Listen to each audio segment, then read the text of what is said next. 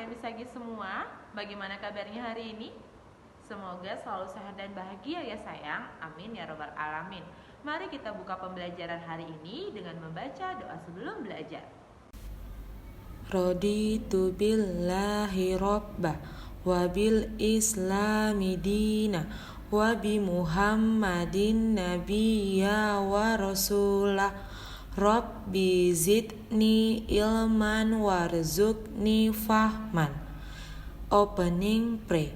In the name of Allah, most gracious, most merciful. Thank you, God the Almighty, for gathering all of us here. Bless and protect us, reserve, listen well, and worthy well. Amin. Di mana Miss Agi sekarang? Iya, benar. Miss Agi sedang berada di sekolah.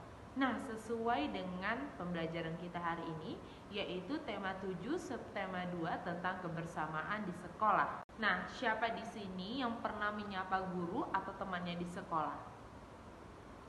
Menyapa, anak-anak tidak tahu apa itu menyapa? It's okay. Setelah ini Miss Agi akan menjelaskan apa itu kata sapaan. Perhatikan ya. Kata sapaan. Nah, apa itu kata sapaan? Kata sapaan adalah kata yang digunakan untuk menyapa atau menegur orang lain saat berbicara langsung atau saat bicara langsung. Nah, kata sapaan biasanya digunakan agar kalimat yang diucapkan terdengar lebih sopan. Nah, kata sapaan untuk umat Islam atau umat Muslim, orang yang beragama Islam, yaitu adalah Assalamualaikum. Jadi ketika kita ingin menyapa atau menegur sesama Muslim, jadi kita menggunakan Assalamualaikum. Sedangkan kata sapaan untuk non-Islam, yaitu dengan menggunakan, sebelumnya Miss Agi akan menjelaskan apa itu non-Islam.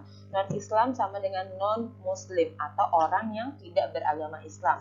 Nah, apabila kita bertemu dengan orang yang tidak beragama Islam, kita boleh mengucapkan selamat pagi, selamat siang, selamat malam, dan hai atau halo. Jadi, untuk orang non-muslim, kita tidak boleh mengucapkan assalamualaikum ya sayang.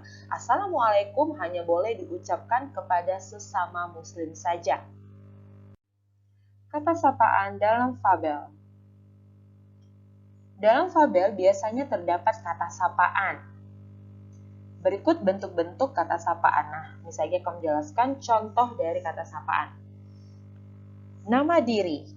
Nah, contohnya yaitu ada Anum, Aldi, Rita, Jojo, Fitri, dan lain-lain. Nah, nama orang ya sayang, itu disebut dengan contoh dari nama diri. Selanjutnya yaitu panggilan keluarga. Nah, panggilan keluarga ini digunakan saat berbicara dengan anggota keluarga. Apa saja contohnya? Contohnya antara lain ada bapak, ibu, kakak, adik, tante, paman, dan lain-lain. Bisa juga mungkin kakek, nenek, ayah, ibu, bunda, mama, papa. Ya sayang? Itu disebut dengan panggilan keluarga. Next yaitu nama gelar atau profesi. Nah, ini digunakan sebagai nama jabatan atau julukan yang dimiliki seseorang. Contohnya seperti dokter, lurah, profesor, nyonya, tuan, nona, dan lain-lain. Selanjutnya yaitu ada nama pelaku atau bisa juga disebut dengan nama peserta. Nah, nama pelaku ini adalah panggilan orang yang ikut serta dalam suatu kegiatan. Contohnya antara lain yaitu ada penonton, peserta, hadirin, pendengar, dan lain-lain. Nah, berikut adalah 2 contoh kalimat dalam fabel yang menggunakan kata sapaan. Nah, contohnya antara lain yang pertama, hai anak kambing pintar, sedang apa kamu di sana? Tanya serigala. Nah, hai anak kambing pintar merupakan kata sapaan ya. Next, yang kedua, aku hanya mencari rumput segar di sini, Tuan Serigala. Jawab anak kambing. Tuan Serigala. Nah, itu merupakan contoh dari kata sapaan ya. Wah, Ternyata teman kita di sekolah itu sangat beragam. Buktinya untuk mengucapkan salam saja kita ada aturan-aturannya loh. Misalnya dengan sesama muslim harus mengucapkan assalamualaikum, dan untuk teman yang tidak Islam atau non muslim dengan mengucapkan selamat pagi, selamat sore, dan lain-lainnya. Nah, apa itu keberagaman? Ananda tahu? Masih bingung ya? Oke, Miss Agi akan menjelaskan apa itu keberagaman beserta contoh-contohnya. Sikap terhadap keberagaman teman di sekolah. Nah, jadi teman di sekolah itu sangat beragam ya sayang.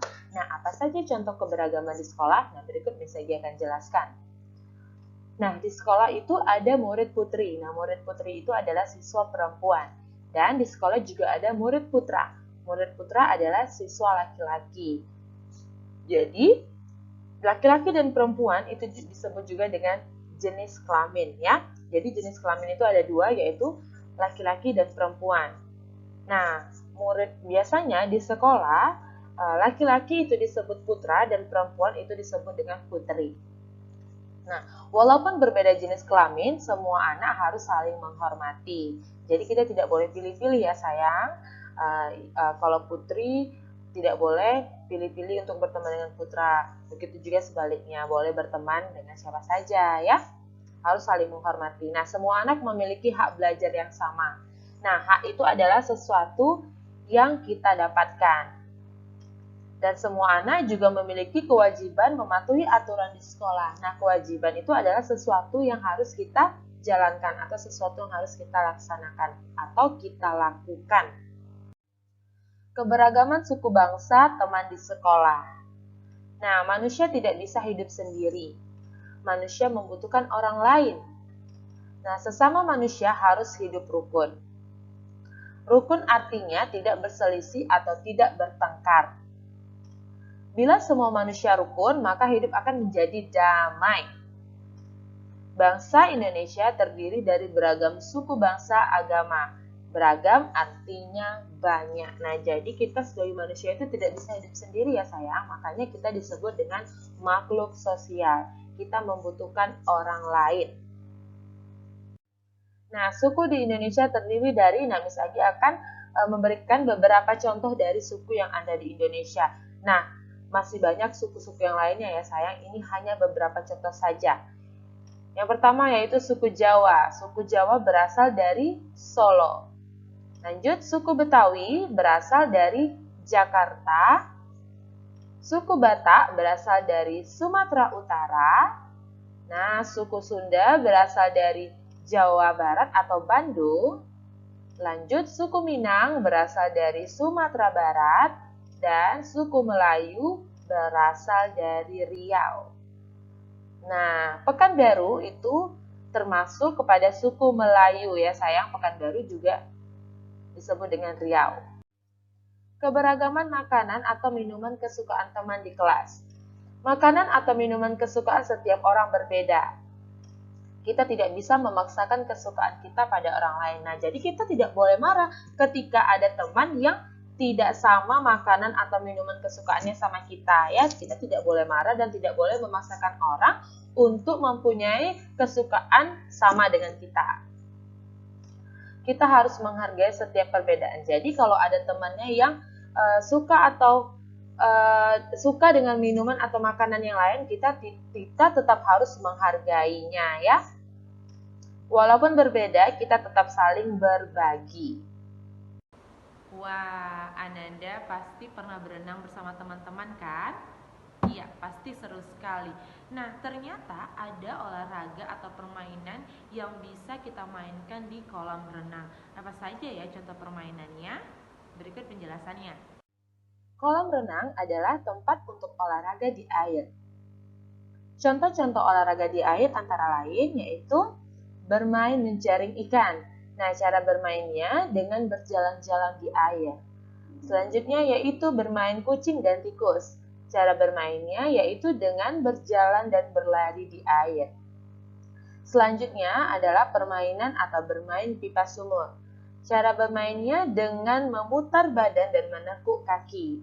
Dan yang terakhir yaitu ada bermain bola estafet. Cara bermainnya dengan melempar dan menangkap bola. Tujuan olahraga di air. Nah, tujuannya antara lain yaitu menjadi kompak, berani untuk bermain di air, dan berani untuk belajar berenang.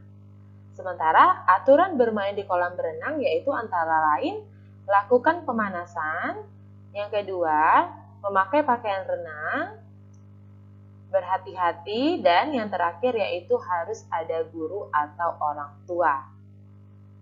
Baik sayang, cukup sekian pada hari ini. Terima kasih atas perhatiannya. Sampai jumpa pada video Miss Agi berikutnya.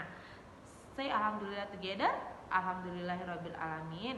Kafaratul majelis please. Subhanakallahumma wa bihamdika asyhadu an la ilaha illa anta astaghfiruka wa atubu ilaik. Akhir kata Miss Agi ucapkan wabillahi taufiq wal hidayah. Wassalamualaikum warahmatullahi wabarakatuh.